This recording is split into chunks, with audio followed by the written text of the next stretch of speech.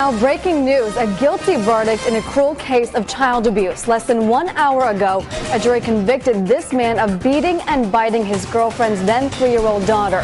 Her injuries so severe caused her to be disfigured. Eyewitness News was the only station in court as the verdict was read. It's a story that was breaking on Eyewitness News at 5:30. Let's get right to Eyewitness News reporter Sean Daly. He joins us live outside Taunton Superior Court with exclusive details. Yes, Aaron, after deliberating for about 10 hours over 2 days, the verdicts are in. Guilty on 3 felony counts of assault and battery on a child with substantial injury. 37-year-old Bryan James of New Bedford stood as a jury, changed his life. Just as prosecutors argued, he changed the life of a 3-year-old girl, the daughter of his live-in girlfriend.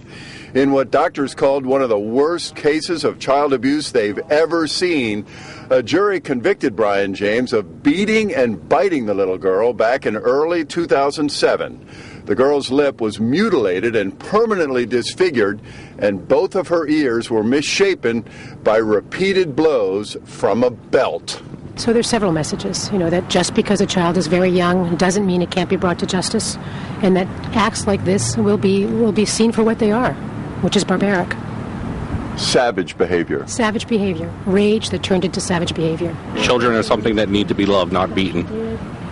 Had you seen anything like this before? In my years of experience, no, nothing. This is the worst case I've ever seen. What was that like, seeing it up close that way? Troubling. Troubling would be the word that I would say. Do you think verdicts like this one might help stop such conduct? One would hope, but unfortunately I think in conduct like this it is rage, and there's no sense to it. It's senseless behavior, so one would hope. Prosecutors now say that Bryan James is facing the possibility of serious prison time.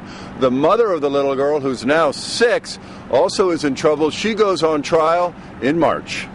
Live in Taunton with the Southeastern Massachusetts Mobile Newsroom, Sean Daly, Eyewitness News.